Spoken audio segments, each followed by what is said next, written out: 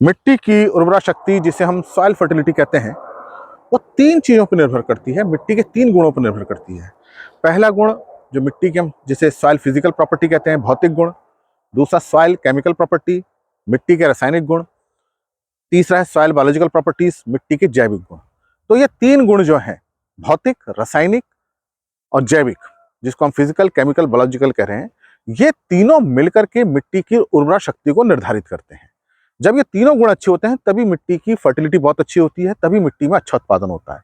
अगर मान लीजिए केवल केमिकल प्रॉपर्टीज, रासायनिक गुण अच्छे हैं, भौतिक दशा अच्छी नहीं है, तो उतना अच्छा उत्पादन नहीं होगा। या भौतिक दशा तो बहुत अच्छी है, रासायनिक गुण अच्छे नहीं है, जैविक गुण अच्छे नहीं है, तो भी अच्छा उत्पादन नहीं होगा। तो हमको तीनों गुणों पर ध्यान देना चाहिए। अक्सर होता यह है कि जब हम फर्टिलाइजर्स देते हैं, केमिकल फर्टिलाइजर, चाहे हम यूरिया दें, डीएपी दें, एसएसपी दें, एमओपी दें, इससे सॉइल के केमिकल जो कंटेंट है, जो न्यूट्रेंट कंटेंट है, वो तो बढ़ता है, लेकिन मिट्टी की भौतिक दशा जो है, फिजिकल प्रॉपर्टीज, उसमें कोई सुधार नहीं होता। तो यही कारण होता है कि फर्टिलाइजर देने से केवल उस फसल को फायदा होता है, मिट्टी के गुणों में कोई अंतर नहीं आ पाता, तो मिट्टी के गुणों में सुधार नहीं हो पाता है। तो हमको क्या करना है, अपनी मिट्टी में भौतिक गुणों पर भी ध्यान देना है, केमिकल पे भी देना है और बायोलॉजिकल पे भी देना है। तो पहले हम समझें कि ये फिजिकल प्रॉपर्टी, भौतिक गुण में क्या क्या आता है। मिट्टी का भुरभुरापन कैसा है, मिट्टी कितनी भुरभुरी है, ठोस तो नहीं है, कॉम्पैक्ट तो नहीं है, उसमें वायु संचार कितना है, जल संचार कितना हो रहा है, जब मिट्टी का घनत्व कितना है। अगर बहुत ज़्यादा डेंसिटी होगी तो रूट अंदर नहीं जाएंगी, जड़ें नीचे नहीं जाएगी, पानी नीचे नहीं जाएगा, ऑक्सीजन नीचे नहीं जाएगी, तो ओवरऑल जो पौधे की ग्रोथ है वो खराब हो जाएगी। तो ये जो फिजिकल प्रॉपर्टी है, ये होना बहुत अच्छा होना जरूरी है जड़ों के विकास के लिए, उसमें ऑक्सीजन की मात्रा के लिए, वायु संचार के लिए, और जो पानी हम देते हैं, चाहे सिंचाई के माध्यम से दें, चाहे वर्षा का पानी हो, उसको रोकने के लिए। तो ये सारे गुण इन चीजों को निर्धारित करते हैं। तो ये ओवरऑल इसका इंपैक्ट किस पे आता है, फसल की ग्रोथ पे आता है। तो मिट्टी के अंदर जड़ों की ग्रोथ बहुत अच्छी होनी चाहिए, जल संचार जैसे मैंने आपको बताया, वायु संचार है। तो ये जब तक अच्छे नहीं होंगे, हम चाहे कितनी खाद दे लें, कितना पानी दे लें, कितना अच्छा बीज लगा लें, फसल अच्छी नहीं हो पाएगी, क्योंकि जड़ें अच्छा अपना काम नहीं कर पा रही हैं। तो इसलिए फिजिकल प्रॉपर्टीज का अच्छा होना जरूरी है। अब बात करते हैं केमिकल प्रॉपर्टीज, रासायनिक गुण। रासायनिक गुण में क्या है कि उसमें न्यूट्रेंट कंटेंट कितना है, कितना नाइट्रोजन है, कितना फास्फोरस है, कितने माइक्रोन्यूट्रेंट हैं, उसकी पीएच कितनी है, उसकी ईएस कितनी है, ईसी कितनी है, सैलिनिटी उसमें कितनी है, उसकी जो ऑर्गेनिक मैटर उसके अंदर कितना है, जैविक पदार्थ कितना है, ऑर्गेनिक कार्बन कितना है, उसके अंदर पोषक तत्वों को रोकने की क्षमता जिसे हम कहते हैं सीईसी, कैटायन एक्सचेंज कैपेसिटी कितनी है, एनायन एक्सचेंज कैपेसिटी कितनी है, ये इसके रासायनिक गुण है। तो रासायनिक गुण ये निर्धारित करते हैं कि पौधे को, फसल को कितना तत्व मिलेगा, उसके अंदर कितनी सैलिनिटी होगी, कितना न्यूट्रेंट उसको मिल पाएगा पौधे को, ये केमिकल प्रॉपर्टी से निर्धारित होता है।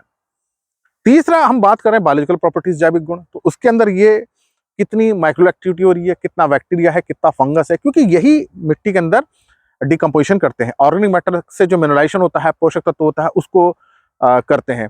न्यूट्रेंट रिसाइकलिंग में इनका बहुत बड़ा काम है, नाइट्रोजन को उपलब्ध कराने में, सल्फर को उपलब्ध कराने में।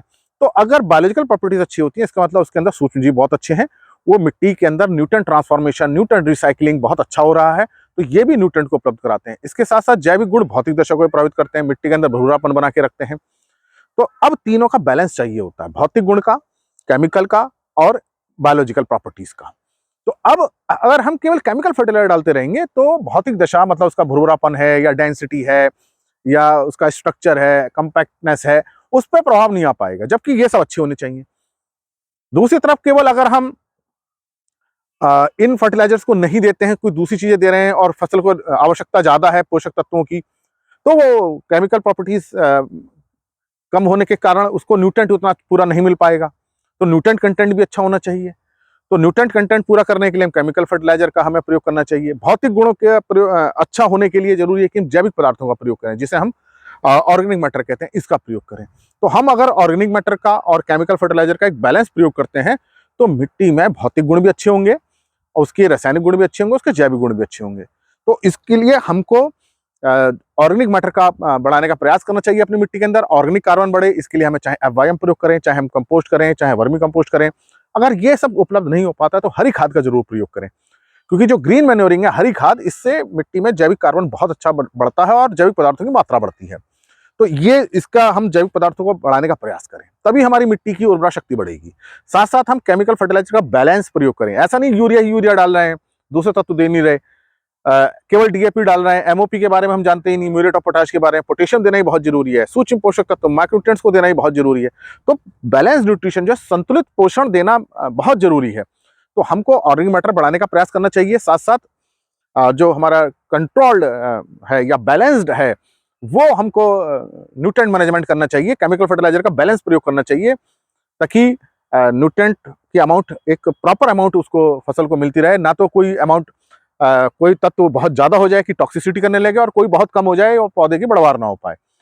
तो अगर हम इंटीग्रेटेड प्रयोग करते हैं, जिसे हम आईएनएम कहते हैं, इंटीग्रेटेड न्यूट्रिएंट मैनेजमेंट, जिसे हम कहते हैं समन्वित पोषक प्रबंधन, जिसमें हम हर प्रकार की जैविक खाद भी प्रयोग कर रहे हैं, बायो फर्टिलाइजर प्रयोग कर रहे हैं, ग्रीन मैन्योरिंग कर रहे हैं, उसके साथ साथ हम केमिकल फर्टिलाइजर जैसे urea, DAP, MOP, SSP, gypsum, micronutrients का प्रयोग करते हैं, तो हमारी खेत की उर्वरा शक्ति अच्छी बनी रहती है। तो इसलिए आप ये प्रयास कीजिए कि अपनी खेत की जो गुण है, जो भौतिक गुण, जैविक गुण और रासायनिक गुण को अच्छे बने रहें और मिट्टी की उत्पादन क्षमता अच्छी बनी रहे, जिससे हमको फसलों की उपज अच्छी मिले।